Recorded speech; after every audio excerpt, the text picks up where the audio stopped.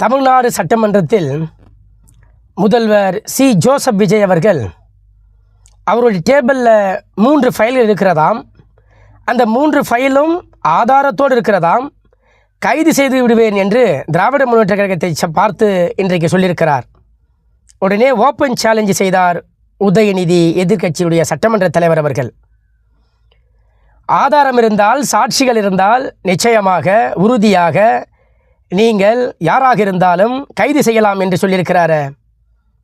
ஏன் மாண்புமிகு முதல்வர் சி ஜோசப் விஜய் அவர்கள் அவருடைய டேபிள் இருக்கக்கூடிய அந்த 3 ஃபைலை பார்ப்பதற்கு நேரம் இல்லையா?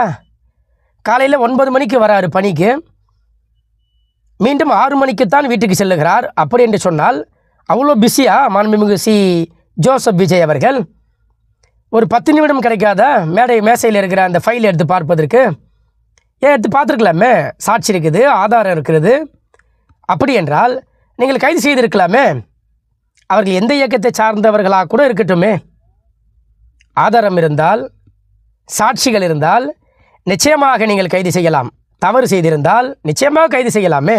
ஏன் நீங்கள் அவ்வளோ பிஸியாக நீங்கள் கைது செய்யலாமே? ஆதாரமாக இருக்கிறத, ஃபைல் இருக்கிறத. மிக எளிமையாக துணிச்சலுடன் எதிர்கொண்டிருக்கிறார் எதிர்க்கட்சியுடைய சட்டமன்ற தலைவர் அண்ணன் உதயநிதி அவர்கள். நாங்கள் மிசாவை பார்த்தவர்கள், அம்மையார் ஜெயலலிதாவை பார்த்தவர்கள், காங்கிரஸ் கட்சியை பார்த்தவர்கள், உங்களை பார்க்க மாட்டோமா? இந்த சலசலப்புக்கெல்லாம் அஞ்சாத திராவிட முன்னேற்ற கழகம் என்பதை தமிழக வெற்றிக் கழக அரசு தெரிந்து கொள்ள வேண்டும், உணர்ந்து கொள்ள வேண்டும். எத்தனை திட்டங்களில் நீங்கள் கையெழுத்திட்டிருக்கிறீர்கள் இன்றைக்கு ஆட்சி பொறுப்பேற்று 100 நாட்களில்? எண்ணி பார்க்க வேண்டாமா? அவ்வளோ பிஸியாக நீங்கள் எந்த திட்டத்துக்கு நீங்கள் செலவு செய்திருக்கிறீர்கள் என்பதை தமிழ்நாட்டு மக்கள் உணர்ந்து கொள்ள வேண்டும். சிந்தித்து பாருங்கள்.